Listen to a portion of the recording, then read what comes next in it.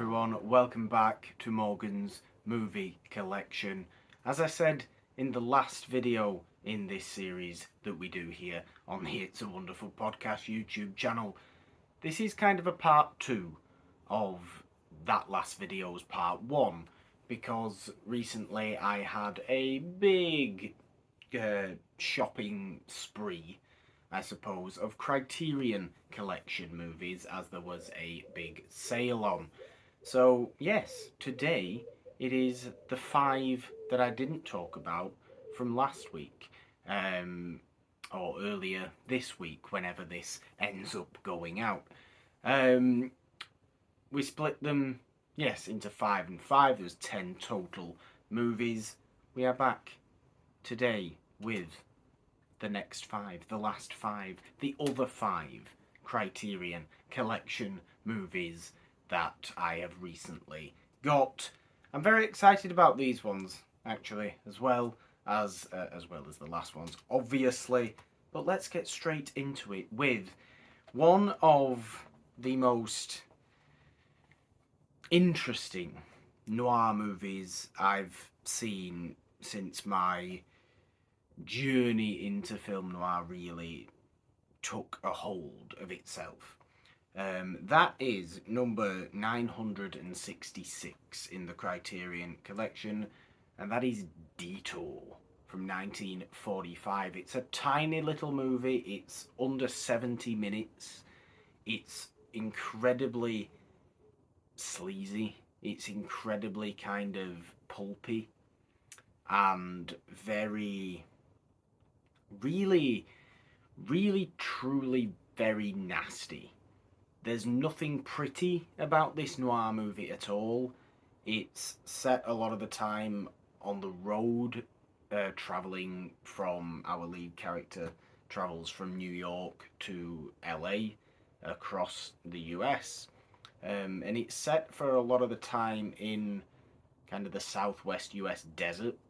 So it's really a very different style of noir movie, but it has also one of just the most horrible femme fatales you could possibly wish for in Anne Savage in this movie as well. I think it's a wonderful, wonderful movie. Edgar Guillemot directed. I did watch this one pretty quickly after buying it, because I couldn't... how could I not, when looking at the back of this, reading what this movie is about, how this movie is kind of, or how this movie presents itself. It was so interesting to me, and I think I got exactly what I wanted out of it. It's just a very, very nasty, nasty noir movie. A waking nightmare that it gets referred to here, one of the most vicious femme fatales in cinema history. That's very, very true. Edgar Guillemot turned threadbare production values and seedy, low-rent atmosphere into indelible pulp poetry. Is very appropriate. And the special features you do get with this one, it's a 4K restoration with uncompressed mono soundtrack. You get a 2004 documentary on Edgar Guillemot, featuring interviews with Anne Savage and Roger Corman, Joe Dante and Wim Wenders. You get a interview with Noah Eisenberg, who was the author of Edgar Guillemot, a filmmaker at the margins. A new program about the restoration, a re-release trailer, and an essay by critic and poet Robert Polito. So we can open that there. I really do think it's a lovely cover as well. There is the kind of book you get with it. There's the movie itself. A wonderful, wonderful movie. I really, really loved this. I'm so happy to have owned this, having known nothing about it prior to doing my kind of research into what Criterion movies I may wanted to buy. Next up we have Olivia de Havilland in The Heiress. I've not seen this one yet. I've not turned this one, put this one on yet. But Olivia de Havilland's an actress I absolutely love, and this is. I mean, it's not a biopic, is it? No, it's not a biopic. But it's more of a melodrama. It's William Wyler directed, who's obviously a great director as well. Um, I want to say, was it this Olivia de Havilland won an Oscar for, or was she at least nominated for? Really, I got this one because of my fondness for Olivia de Havilland. Uh, Montgomery Clift's in this one as well. Ralph Richardson. It's kind of wealthy New York based situation, and by the looks of it, it's romantic. It's almost a period movie. It almost feels like a period movie, or is it even a period movie? It might be. I really know very little about it. I got it for Olivia de Havilland and just simply haven't watched it yet, but I'm very excited to put it on. Um, it's a 4K transfer again with uncompressed mono soundtrack. You get a conversation between screenwriter Jay Cox and film critic Farron Smith-Name. You get a new program about the film's costumes, featuring costume collector and historian Larry McQueen. I think the costumes are Edith Head, so obviously wonderful stuff there.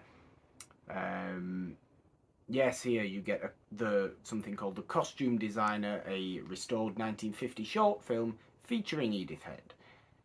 You get an appearance by Olivia de Havilland on a 1986 episode of The Paul Ryan Show, excerpts from a 1973 tribute to William Wyler on The Merv Griffin Show, featuring William Wyler, Olivia de Havilland, and Betty Davis and Walter Pidgeon.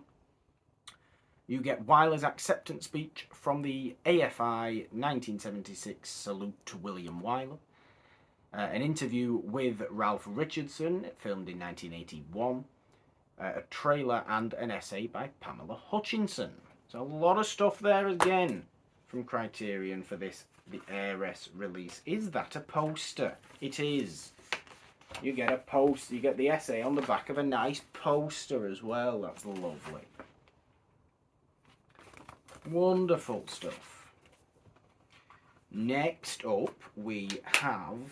This is a movie that I really do want to see. I don't know why I haven't actually put this on to watch yet. Probably because I'm waiting for us to be able to do it on It's a Wonderful Podcast, the main show, of course, if you aren't subscribed to the It's a Wonderful Podcast feed on all major podcast platforms. Every Friday we have our main show celebrating old movies, showing our love to them, discovering new old movies like so many of these releases that I do buy.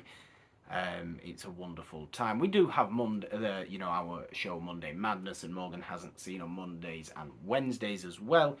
But do subscribe over on the podcast feed if you aren't already, and of course subscribe and ding the notification bell on this YouTube channel as well for all the fun stuff we have here.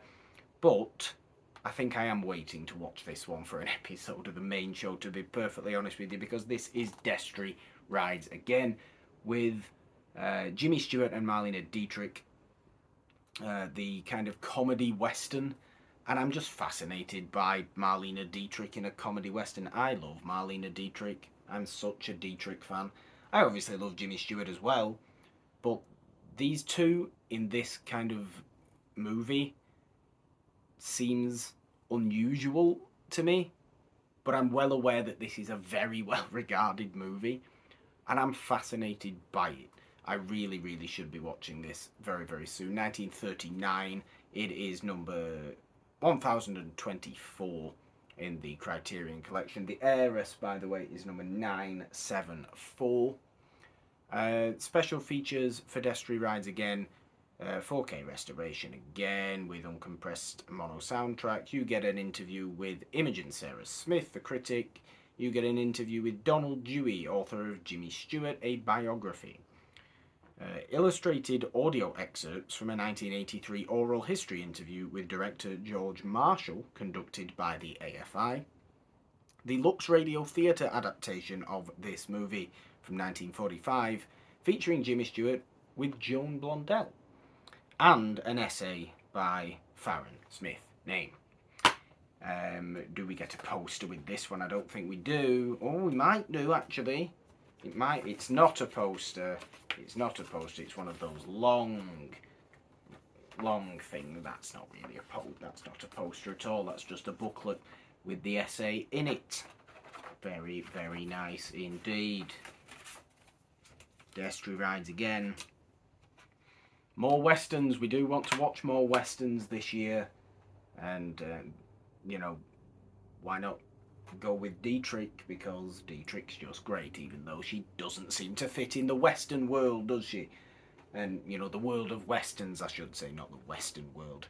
This is an interesting one now, penultimately for today's video, because it is the first modern movie I've bought in a long time. I'm talking like a good couple of years. It's certainly I want to say it might even be the first modern movie I've bought with any of these, you know, your collector's editions Blu-rays, your special editions boutique Blu-rays. And I think it's just because I really do love this movie a lot, because we covered this movie on an episode of Morgan Hasn't Seen quite a long while ago. This is from 2000. It is number 1097 in the Criterion Collection. It is Gina Prince-Blythwood's Love and Basketball, which is just a phenomenal movie. Such a unbelievably romantic movie, but also just, it's more than the romance. It's a sports movie. It's one of the best sports movies you've ever seen, as well as being one of the most pure romance movies you have ever seen. I think it is a really, really special movie. I think it's one of the great romance movies of the 21st century. And it does just fall into that, being from 2000. But Sanaa Lathan and Omar Epps are just outstanding in this one. I'm a big fan of Sanaa Lathan anyway, and Sanaa Lathan movies. Thanks to Morgan Hasn't Seen, really, but this was such a standout one for me. And knowing that it had this wonderful Criterion release, I had to go against everything I usually do and only buy old movies and actually buy a more modern movie. Even though it's now 23 years old, it's far more modern than the movies I tend to watch and buy. Special features you get here: 4K restoration, supervised by Gina Prince-Blythwood, featuring additional footage apparently as well, with updated 5.1 soundtrack, 2 audio commentaries, one featuring Gina Prince-Blythwood and Sanaa Lathan, and the other featuring Gina Prince-Blythwood and the editor Terrelyn A. Shropshire and composer Terence Blanchard. A new making-of documentary featuring Gina Prince-Blythwood again, Sanaa Lathan, Omar Epps and Alfre Woodard, as well as producer and writer Reggie Rock Blythwood and basketball advisor Colleen Matsuhara. Editing Love and Basketball, a new program featuring Gina again and Terrelyn Shropshire. A new conversation among what does that say? A new conversation among Prince-Blythwood, WNBA legend and Hall of Famer Cheryl Swoops, and writer, producer, actor Lena Waithe. That's quite interesting, actually. Deleted scenes with optional audio commentary by Gina and Terrelyn Shropshire again. An audition tape excerpts. 2 short films by Gina Prince-Blythwood. Her UCLA thesis film, which is Stitches from 1991 and Progress from 1997, with a new introduction by her. The trailer for this movie, subtitles for the deaf and hard of hearing, and an essay by author Roxane Gay. I mean, this is just a dedication to Gina Prince-Blythwood by the looks of it, but why not? why not be that? It's a wonderful movie. I think she's a wonderful director. There is the inside. And here we have the essay. Yes, not a poster, but the essay. Some of them you do get posters with. It's strange, and you're never quite sure what. You're never quite sure which ones. But Love and Basketball, I'm so happy to finally own it and to kind of go against the grain and actually buy not an old movie. But lastly today, we have number 1114 in the Criterion Collection, which is 1939's Love Affair, which became 1957's An Affair to Remember with Cary Grant and Deborah Kerr. This is Irene Dunne and Charles Boyer, who we also really like as well. But I would say it's the exact same story. It's An Affair to Remember, you know, two married strangers. Are they married? Why do I not remember if they're married or not? What does it say? Irene Dunne and Charles Boyer are chic strangers who meet and fall in love aboard an ocean liner bound for New York. Though they are both involved with other people, they make a pact to reconnect 6 months later at the top of the Empire State Building until the hands of fate throw their star-crossed affair tragically off course. It's the exact same story as An Affair to Remember, which I do own and do very much like. I haven't seen this one, but I'm interested in it. Leo McCarey directed it as well, who's a prolific and wonderful director. Nominated for 6 Oscars, apparently. And yes, very interesting. Very interesting. Very interesting to see how this plays as opposed to the kind of technicolor, it's like cinerama of An Affair to Remember, because it's very, very widescreen and very, very, it's pure technicolor. An Affair to Remember, leather football Cary Grant, as I like to refer to it as. And this looks like a much more kind of stripped back version. But a heavy romance melodrama again. A 4K restoration by the Museum of Modern Art with uncompressed monaural soundtrack. A new interview with critic Farron Smith-Name about this movie's complicated production history. A new interview with Serge Bromberg, founder of Lobster Films, about the restoration. Lobster Films assisting with the restoration there. 2 radio adaptations featuring Irene Dunne, William Powell, and Charles Boyer. Is William Powell in this movie? This is even more exciting if William Powell's in this movie as well. 2 short films by Leo McCarey, starring silent comedian Charlie Chase. Looking for Sally, 1925, and Mighty Like a Moose, 1926. That's always nice when you get stuff like that in it as well. English subtitles for the deaf and hard of hearing, and an essay by author Megan McCurk. There we go. Love Affair. This is another essay booklet, which we do like as well. No poster, but that doesn't matter.